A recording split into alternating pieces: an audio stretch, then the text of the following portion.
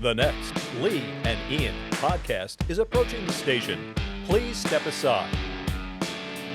And welcome to the Lee and Ian Show. I'm Lee Navlin. And I'm Ian Grodman. The Lee and Ian Show is sponsored by Grodman Law and Mediation. Remember, when it comes to divorce, family first, your children first. Mediation, it's the way to go. Grodman Law and Mediation. Thank you, Lee. Ian, you're quite welcome. And Ian, Yes. you want to check out my latest? I do. It's LeeNavlinBooks.com. I love that website. Thank you for viewing it and buying my books and reviewing my books, Ian. They're the best. Ian, when I am not recording a podcast, I'm obviously writing books. That's LeeNavlinBooks.com. And they're all great. Thank you, Ian. So, Ian, joining us today is Joseph Lewis, a candidate for the U.S. House of Representatives in New Jersey's 11th Congressional District.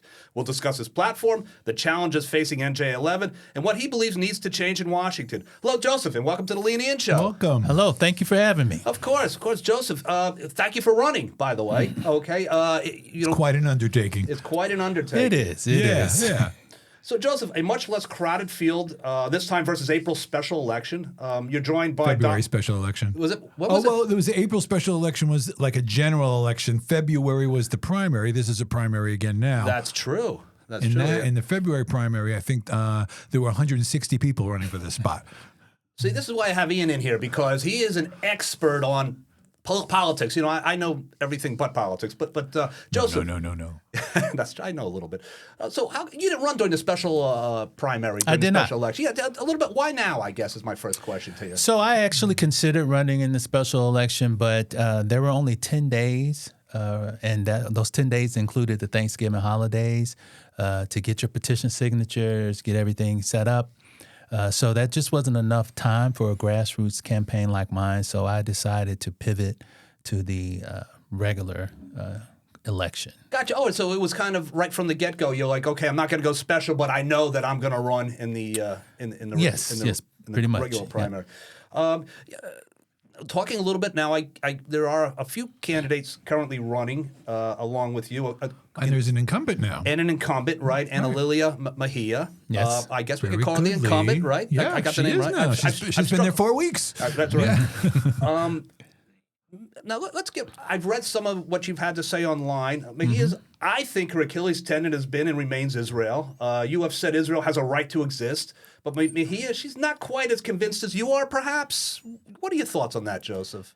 Well, I just think in this time where anti-Semitism is on the rise, not only across America, but NJ11, I think you need to be clear about where you stand.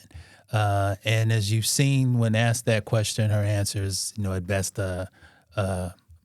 incoherent word salad. So I'm very clear on where I stand. And I just think as our representative, she needs to make it clear that she's representing all of NJ11. Okay. Yeah, fair enough. That's a fair enough answer. Now, I know also one of the things that really irks you and really got you to say, I got to get to Congress, I got to get to Washington, is Donald Trump. I think that's everybody who's run for this I think spot. that's every Democrat Yes, across exactly. the country. Every Democrat and hopefully a lot of independents as well. That's right. That's right. But one of the things that Joseph is really making clear, you talk about, for instance, you talk about ICE, but you take it a step further. You talk about Renee Good's death, Alex Pretty's death. Morristown, New Jersey, Daniel Mendoza, a teenage student at Morristown High School, was taken off the streets by ICE. This is obviously something that's real personal to you, and you almost want to get there to get these people, not vengeance, but you want to be there. You want the back of the people. No vengeance, justice. Justice. I just never envisioned an America where law-abiding unbelievable. citizens could be shot to death on the street. Yep. And nothing's done about it. No one has been charged. No one has been indicted. Nothing is going to happen, apparently, under this administration. That's right. Nothing. And that's not the America that I know and love. And we just have to stand up and do something about it. Yeah, I agree. Now, you really go after Trump's big, beautiful bill. You called Big it ugly bill. Big ugly bill. Yeah. That's a good way to put it. Talk a little bit about that. You've talked about how the budget is nearly $30 billion, a 300% increase over the prior administration. Yeah, so Trump's big ugly bill did a number of things. It increased ICE's budget to almost $30 billion. I think it's $28 billion. That's more than twice the FBI. The That's FBI right. is supposed to be the premier law enforcement agency in the country. yet ICE has a budget of $28 billion. We have a $2.3 trillion tax cuts for the wealthy. Meanwhile, you have people in this country, hardworking, middle-class people, just trying to get by, trying to buy food, trying to buy clothes, feed their family, buy gas, which is now through the roof thanks to this war of choice. So I just think it's almost a sin to spend money in that way. So I want to repeal that big ugly bill and take that $2.3 trillion and invest it into middle-class tax cuts. Now, some people say, well, the current bill has middle-class tax cuts.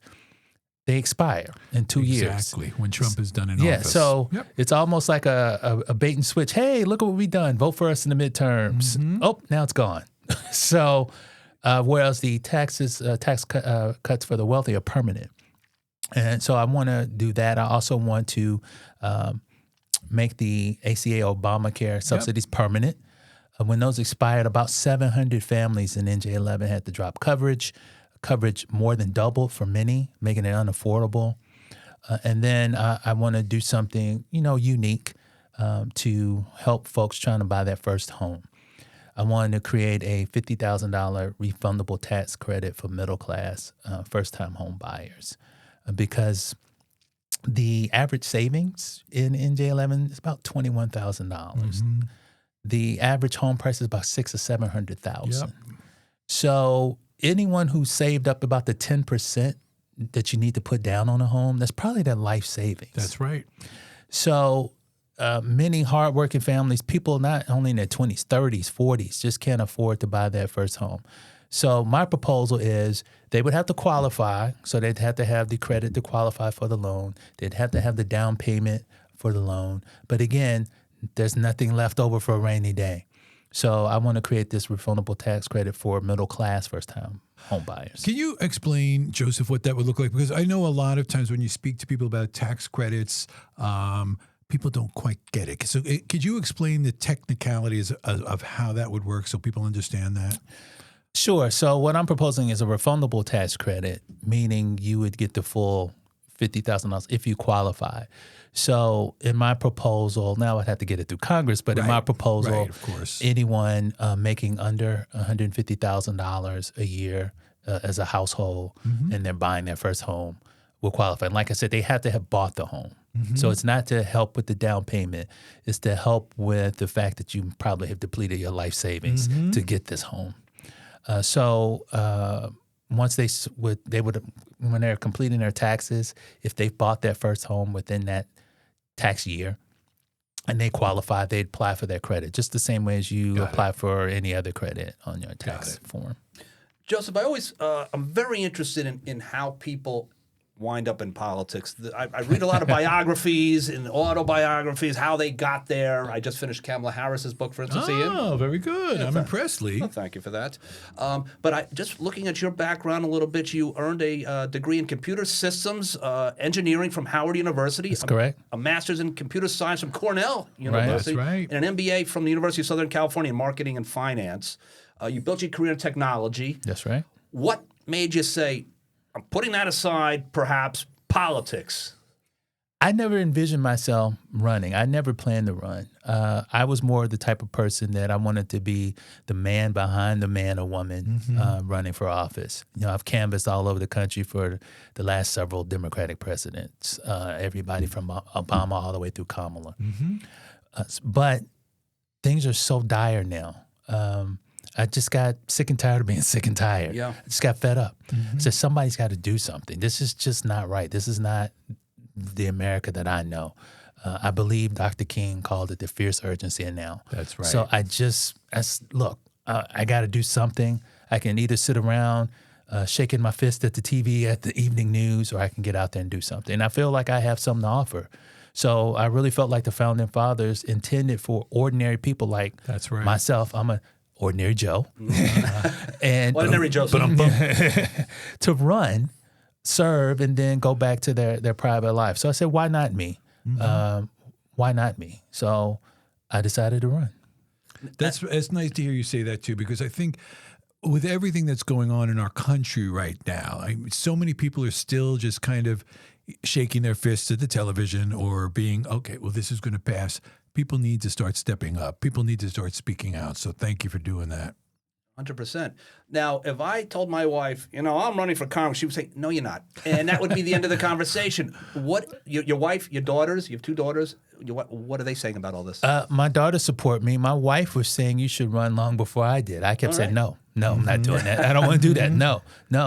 But I was the type of person, I'm very, well, I've never been a politician. I'm very in tune to politics. So I'm the type of person that would sit there and watch, interviews with candidates and listen to some of the answers that always weren't good. And I was like, why did they say that? I would have said right off the top of my head, dum, dum, dum, dum, dum. And she would look at me, well, why don't you run? I don't want to do that. I don't want to do that. Yeah. But like I said, given where we are, I just felt like I had to. So my wife is very supportive. That's great. In fact, she's involved in the campaign. So that's the most important person to have behind you as your spouse. Yes. Yeah. She's actually responsible for my strategy. So very good. She's a brilliant woman in her own right. So that's wonderful. See, this is why I can't do anything, Ian, because my wife doesn't let me do anything, But I would like to run for Congress. But your wife gives you a lot of things, tells me what I can't do. Room to do some interesting things. Yes. Occasionally. You're doing this podcast. Hey, that's right. Exactly. She's like, you're getting out of the house tonight? Go. Don't come home. Hang out with your friend Ian, right? Have fun. But again, talking about some of the things that are important to you, we've interviewed a lot of the candidates, especially during the special primary, before the special primary. They talked about affordability like you did in housing. But what caught my eye is not many people talk about climate change anymore. I'm fighting. That seems to be real important to you. Well, the district is particularly susceptible to the impacts of climate change. A lot of the towns in the district have a tendency to flood, like Millburn, for instance. So I think it's important that as a representative of the district that you are attuned and aware of that, and you make sure that dollars are funneled to those towns so they can fight the impacts of climate change. And I know that the Inflation Reduction Act of 2022, largest investment in carbon pollution reduction history, and Trump wiped out these climate provisions with his big ugly bill. That's right. Yeah, I know that. There's a lot of ugly things in that ugly bill, and repealing that will do stuff. a lot of things, a lot to repair the situation. Yep. And if people say, well, Lee really is smart, he really knows this stuff. I'm actually reading Joseph's materials. He's got it open right in front of him. Yeah, so this is actually the candidate talking. I'm just kind of parroting. You're just a megaphone for him. That's right. Now, I know your parents, your dad was the first member of your family to graduate college. First member of his family. To graduate college. Your parents, they were hardworking. You talk about middle class. Your dad worked side jobs. Yeah. Of course, you've got these wonderful degrees and you've had a great career, but it looks like you haven't forgotten, what it takes to get here. No, so both my parents were college graduates. Like I said, my dad was the first in his family, so siblings, parents, to graduate from college. So that was a big deal. He had a corporate job.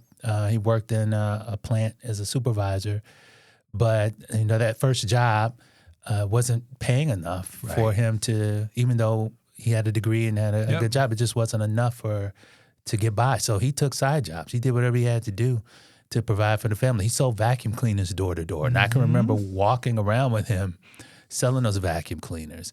Fuller Brush Company? They were called Rainbow. Okay. Rainbow vacuum cleaners. I don't know if anybody's heard of that. I don't think they exist anymore.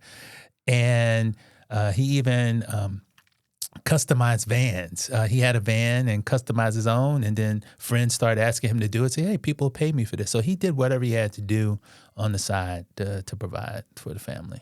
Now, I know you're in Montville currently. That's correct. Beautiful Montville, New Jersey. Where'd you grow up? I grew up outside of Atlanta. Okay. So, all right, and the Northeast, the beautiful weather we have up here. Yeah, it's I love the cold, though. But I moved here for my career, and I've been here about 18 years. Okay. Now, I know some of the things you also talk about, you talk about the political machine. We use every advantage to protect its own. You're running as an outsider, obviously, because, this is your first time running for office. Right. Your thoughts on, what the state of New Jersey, the politics of New Jersey, anything that what's your thoughts on all that? The state of New Jersey. I mean, I was glad to see Mikey Sherrill Okay. win. I think Jersey's very expensive. Yes, So absolutely. our district's very expensive. So I want to do whatever I can, if elected at the federal level, to aid with that. And that's why I had this concept of the $50,000 refundable tax Right. credit. Excellent. Now, I know, again, reading some of your material, you say very specifically, this seat belongs to the people, not party insiders. The special election winner is also a temporary steward. That's correct. All right, that's the way you're looking at it. Was going into the special primary, did you have an idea of who you thought was going to win? Or maybe if this person wins, I'm not going to run, or if that person, did any of that kind of cross your mind? Or you were just like, it's full steam ahead no matter what? I felt like I had something to offer no matter who won. So I wasn't sure who would win. Like many, I was surprised. Congresswoman Mejia won. I think she was surprised, but that didn't change my thinking. And as a matter of fact, it sort of crystallized it for me because I've met her. She seems like a nice enough person. Nothing personal, but I great, just think yeah. she's outside the mainstream of the NJ11 voter. I think she's a little too far to the left. Okay. Any specific areas that you've heard talk about, or that you've said, well, not me. That's not going to be something that I'm interested in. Well, there are a number of issues where we differ. So she proposes $25 an hour federal minimum wage. Sounds great, especially if you're an hourly employee. But until you dig a little deeper, most of the employers in NJ11 are small businesses. Right now, the minimum wage is $15.92. So my proposal for a national minimum wage is $15, which means I wouldn't impact Jersey's minimum wage. So they've landed at $15.92. That's working for people. It's working for the businesses. It's providing a more livable wage. But these businesses won't be able to afford $25. I've had people tell me that personally, and so what are they going to do? People making $15.92 now, some of them are going to be making $0 an hour because these businesses are going to either have to shutter their doors, downsize, or turn automation. So I don't think that's good for the hourly workers, especially ones that lose their jobs because of that, and I don't think it's good for small businesses. So that's one area. Another area is she proposes Medicaid for all. Sounds great.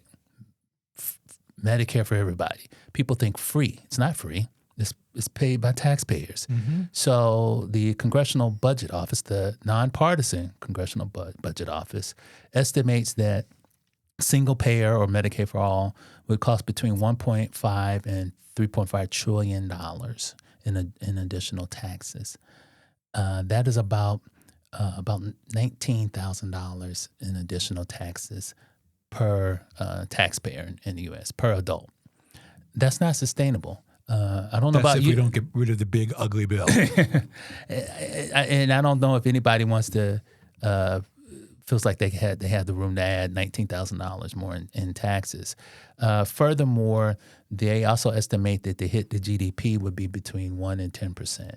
So my plan, as I think I said earlier, is make the ACA subsidies permanent. That's, by contrast, is about $280 billion. So $280 billion is a mere fraction of 1.5 to 3.5 trillion. And by repealing Donald Trump's bill, we can more than pay for that. So those are two areas where I think she's sort of outside of the mainstream of the typical NJ11 voter.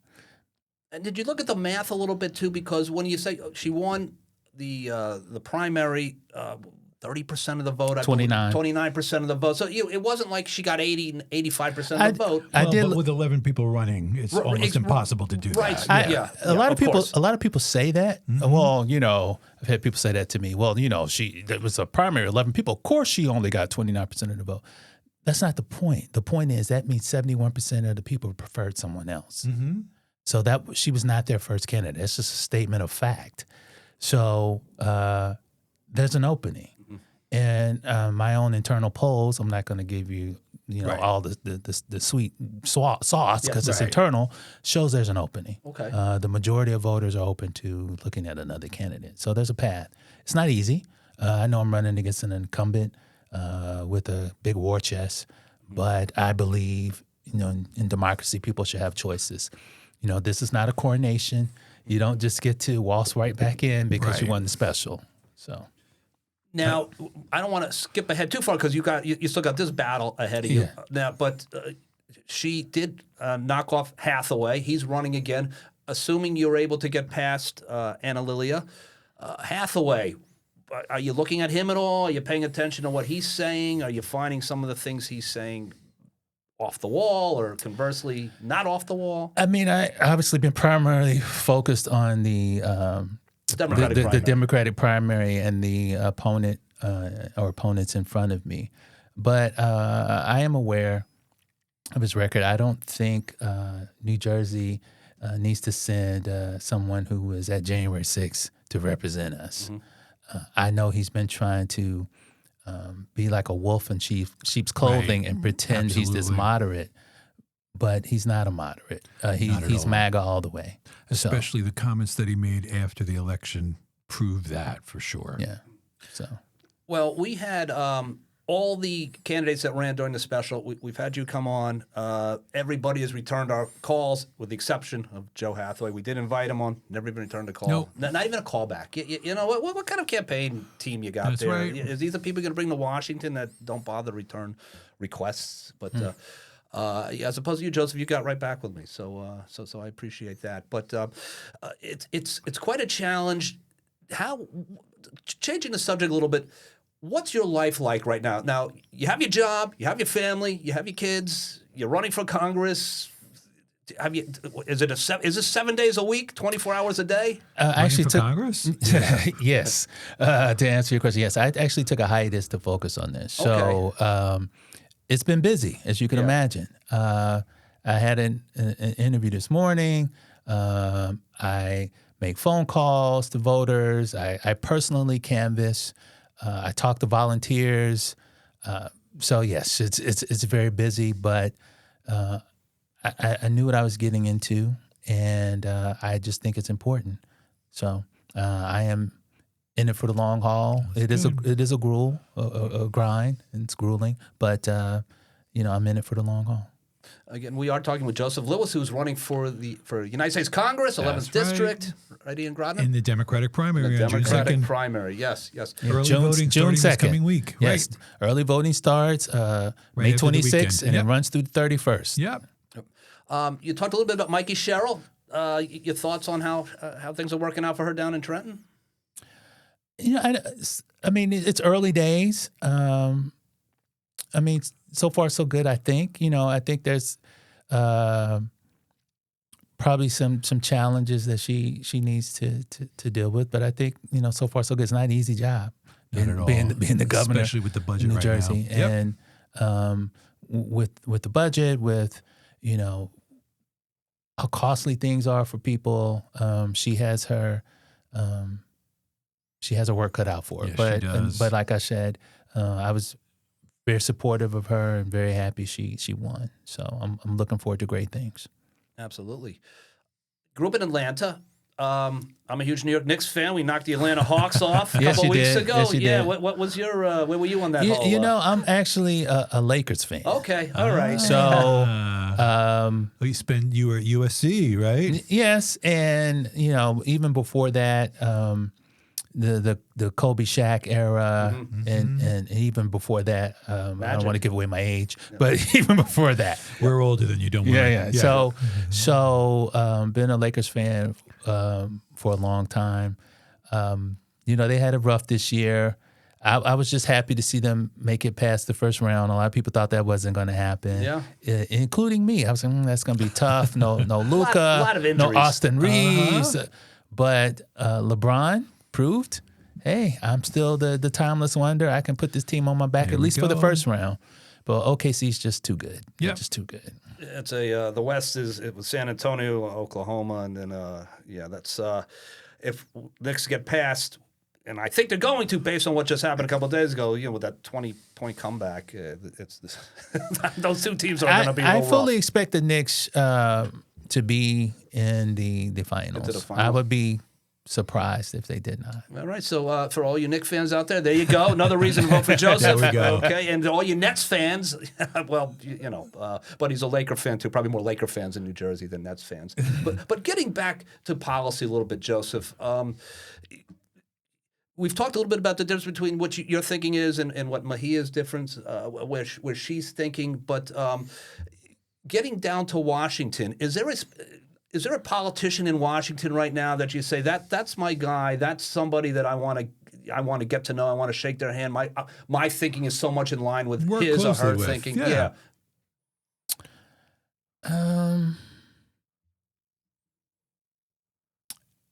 I would like to meet, Minority Leader Jeffries. I think he's done as best a job as you can when you're not in control of the chamber.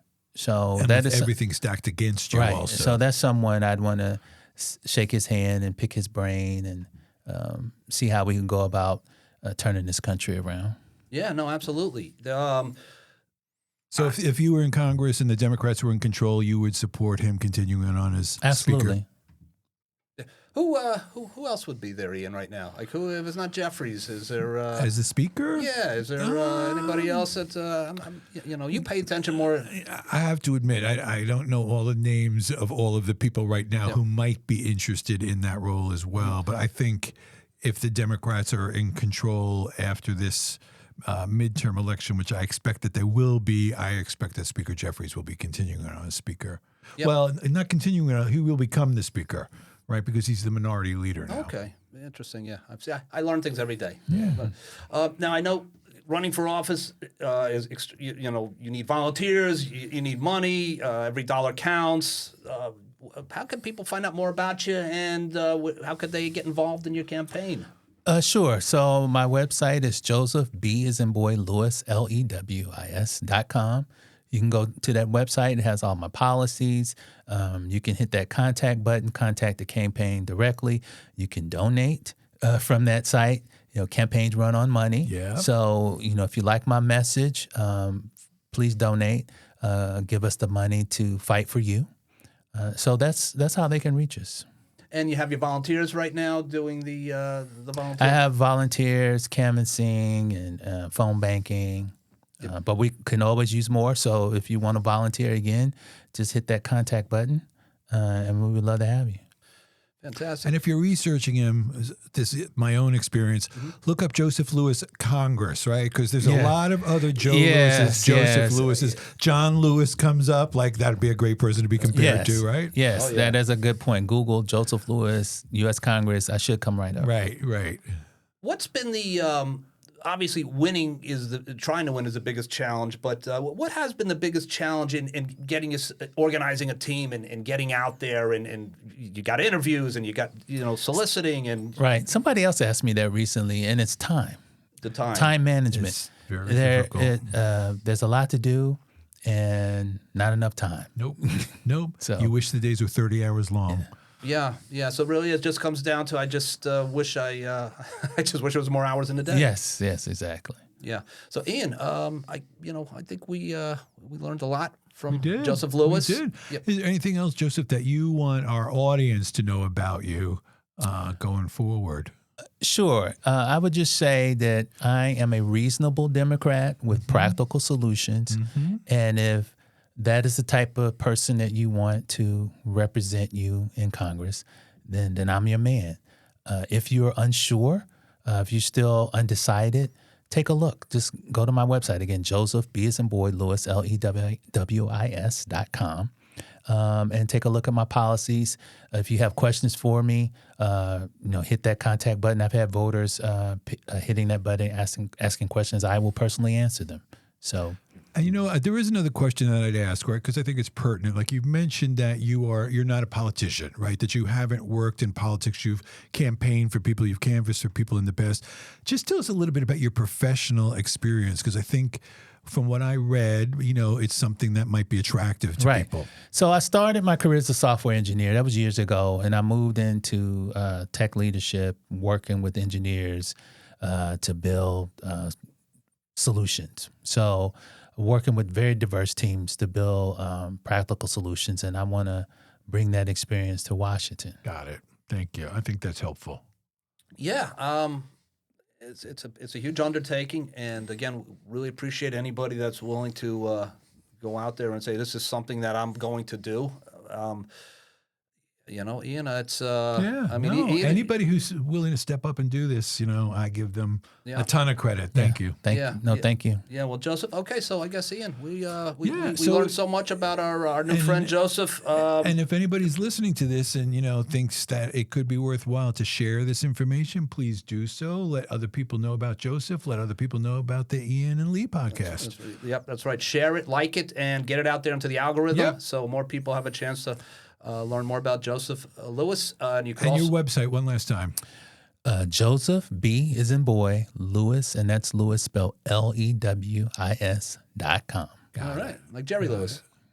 Yeah. Like Jerry Lewis. There we go. Well, don't say that. People be looking for, what is it, Jerry Lewis? Jerry Lewis? Lewis is running? No, it's Joseph. Joseph. Yeah, no one under 30 has heard of Jerry That's Lewis. true. But, that's right. But Lewis and Martin. I'm old enough to remember Lewis I and remember Martin. those movies when I was a kid. Okay, so Joseph, thank you very much for coming in. And, Thank you. Thank you, Joseph. Well, we'll call it a night, Ian. Sounds good. All right, everybody. Good night. We'll Good see you night. soon. Thank you.